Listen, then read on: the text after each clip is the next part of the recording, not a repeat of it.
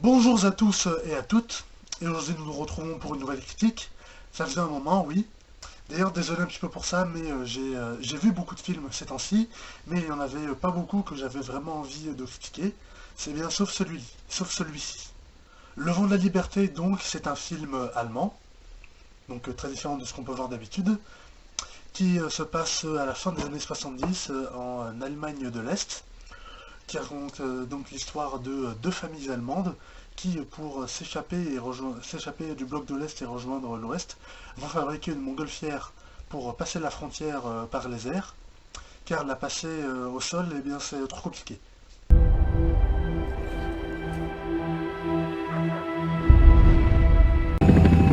200 Meter weiter und die wären drüben gewesen. Die werden sich schön in den Arsch gebissen haben. Den gesamten Umkreis von 500 Metern absuchen. Ich will kurz reinkommen.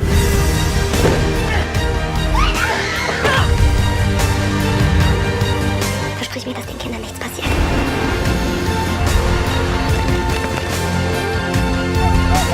Kann losgehen!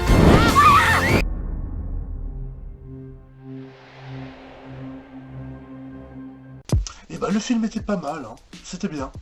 Bon alors comme je sais pas si vous avez pu voir la bonne annonce, vous avez vu que au début du film ils font une première tentative et ils échouent.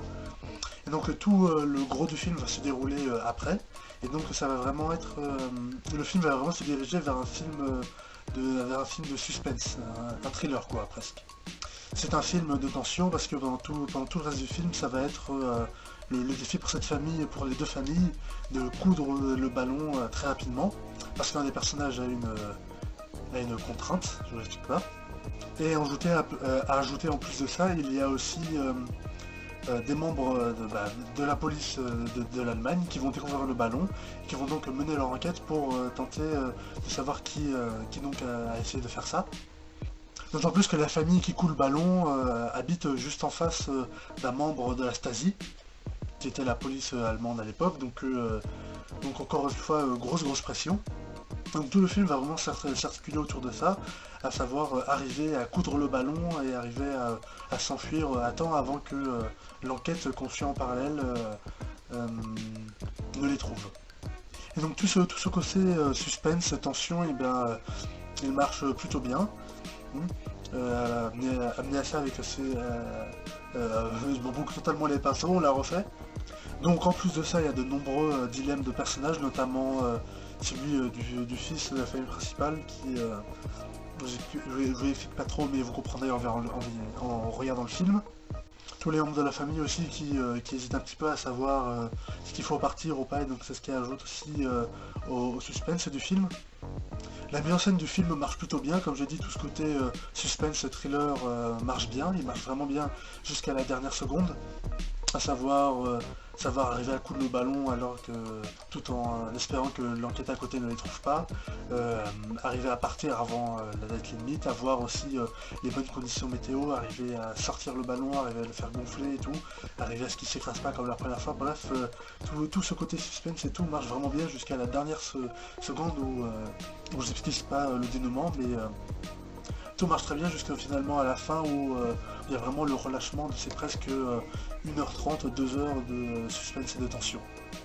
Pour le reste, au niveau du casting, je ne connais aucun, mais les acteurs et actrices sont bons, ils jouent très bien.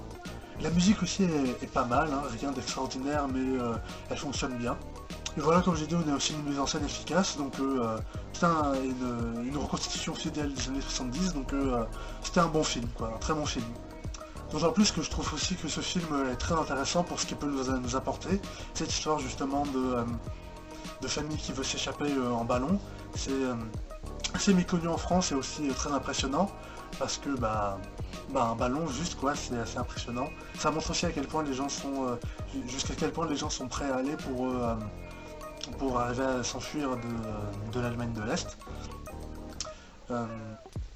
Oui, donc je dis aussi que ce film aussi peut nous apporter aussi plein de choses aussi en tant que l'histoire, parce que c'est une histoire qui est assez méconnue.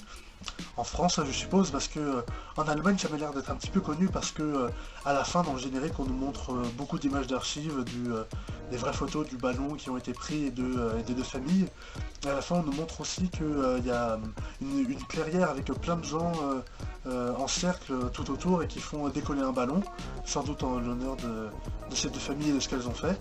Donc peut-être qu'en Allemagne c'est peut-être une histoire assez connue, mais en France qu'on connaît pas du tout, donc ça fait toujours de nouvelles histoires à nous raconter et à découvrir, quoi, voilà.